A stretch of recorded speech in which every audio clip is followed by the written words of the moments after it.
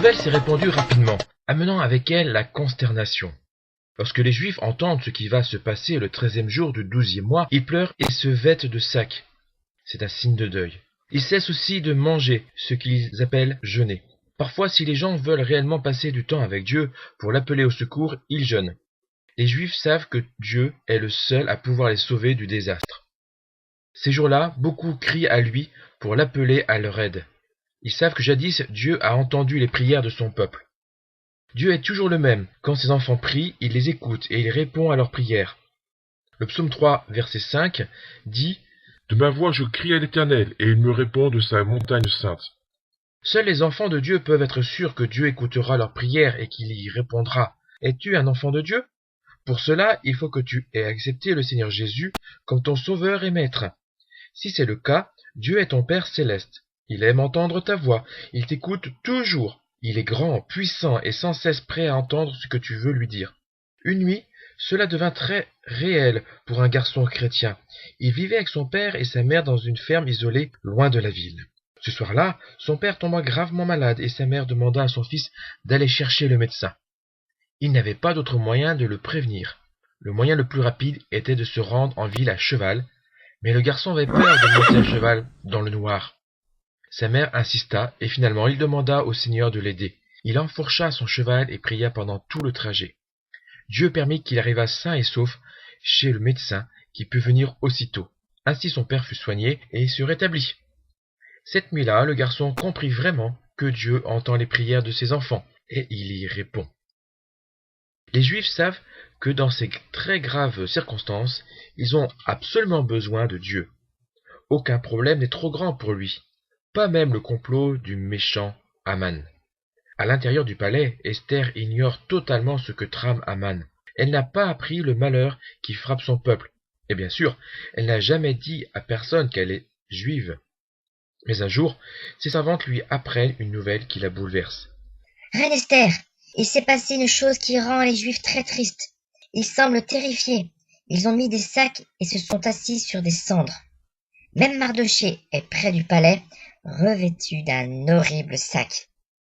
À cette époque, les gens qui étaient très tristes avaient coutume de revêtir des sacs et de s'asseoir sur des cendres, de même qu'aujourd'hui certaines personnes s'habillent en noir lorsque quelqu'un qu'elles aimaient meurt. En entendant ces terribles nouvelles, la reine est très effrayée. Ses servantes doivent se demander pourquoi, mais les servantes ne posent pas de questions. « Qu'est-ce qui se passe ?» demande la reine Esther. « Si seulement je pouvais parler à Mardochée, mais c'est impossible. Et pourtant, il faut que je trouve une solution. Je dois aider Mardochée. » La reine trouve des habits corrects et elle demande à un serviteur de les apporter à Mardochée. « Dis-lui de les mettre et d'ôter son sac, » lui dit-elle. Le serviteur sort trouver Mardochée, mais lorsqu'il lui propose les vêtements, Mardochée les refuse. L'homme revient chez Esther. « Pourquoi les as-tu ramenés? Pourquoi Mardochée ne les a-t-il pas pris ?» demande la reine consternée. Le serviteur explique que Mardochée les a refusés sans fournir d'explication. La reine sent qu'il se passe quelque chose de très grave, et elle décide de trouver ce que c'est. Elle fait appeler Attaque, l'un de ses serviteurs. « Va voir Mardochée et tâche de découvrir ce qui le trouble, et pourquoi, » lui ordonne-t-elle. Attaque se dépêche d'aller trouver Mardochée afin de lui transmettre le message de la reine. Mardochée doit être très soulagé d'apprendre que la reine a été informée de l'état critique des Juifs. « Attaque, raconte toute la vérité à la reine, » répond Mardochée. « J'ai refusé de m'incliner devant Haman, il s'est mis en colère et il a ordonné que les Juifs soient tués. Il a même promis de payer une énorme somme d'argent au roi. Tiens, donne ça à la reine Esther. » Mardochée donne à Attaque une copie de l'ordre qu'Haman a fait porter dans tout le royaume. « Attaque, il faut que tu dises à la reine Esther d'aller trouver le roi et de le supplier de sauver notre peuple.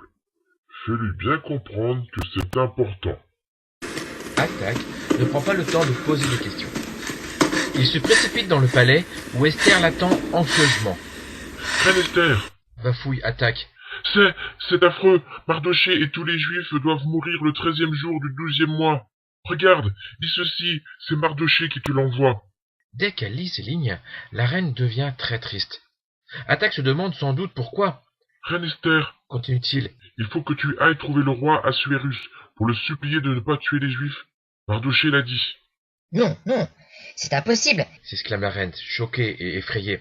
Elle n'a pas le courage d'y aller. Peut-être oublie-t-elle que le Seigneur peut lui donner du courage. Ne pense-t-elle pas à lui parler de son problème?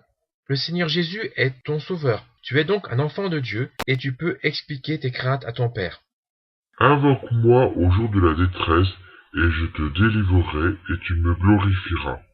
Quels que soient tes problèmes, si par exemple un ami est méchant avec toi, ton père perd son travail, ou quelqu'un te dit des gros mots, parle-en à ton Père céleste. Il t'aidera et tu le loueras.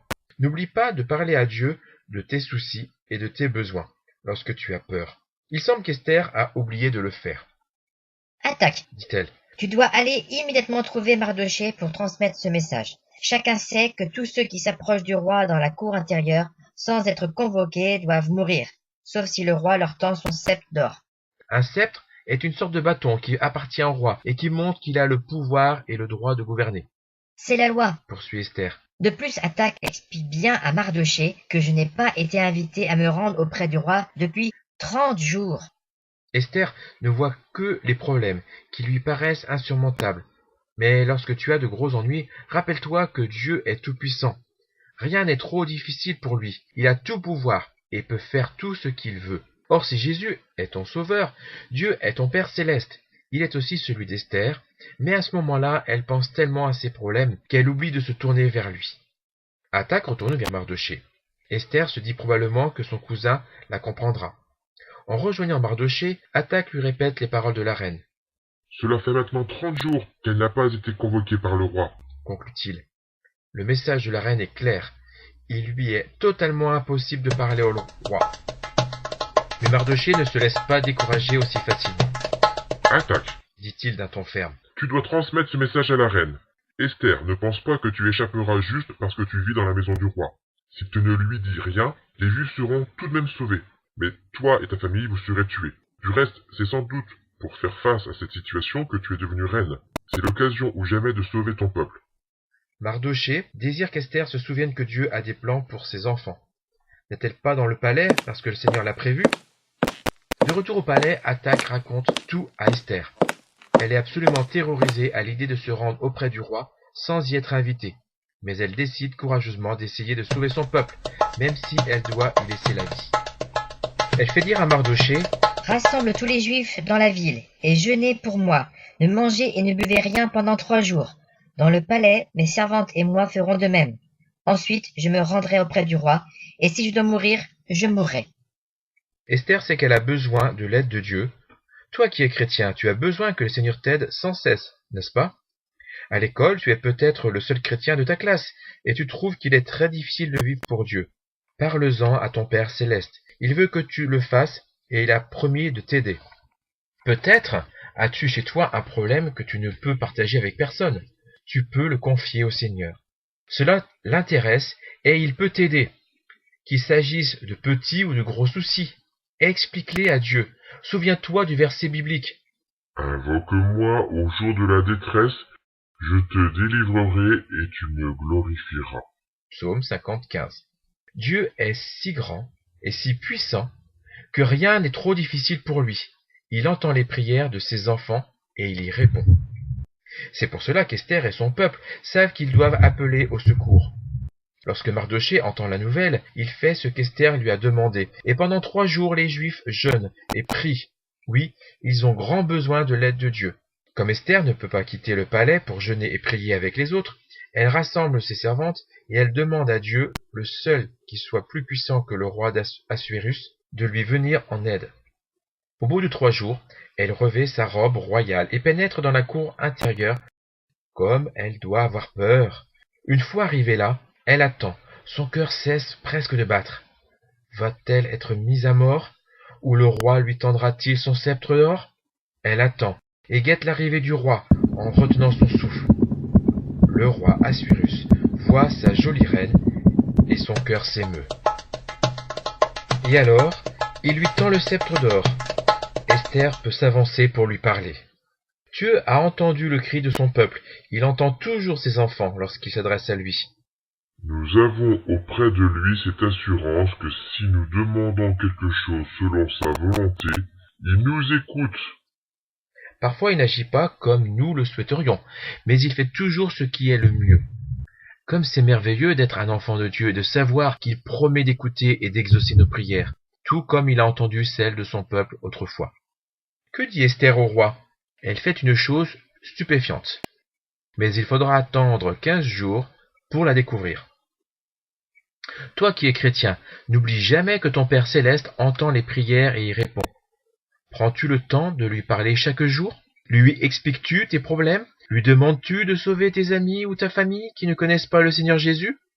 Pour terminer, demandons à Dieu de nous aider à prier. Cher Père céleste, merci d'être un grand Dieu qui entend nos prières et qui y répond. S'il te plaît, pardonne-nous les fois où nous ne te parlons pas et aide-nous à te prier chaque jour. Au nom de Jésus, Amen.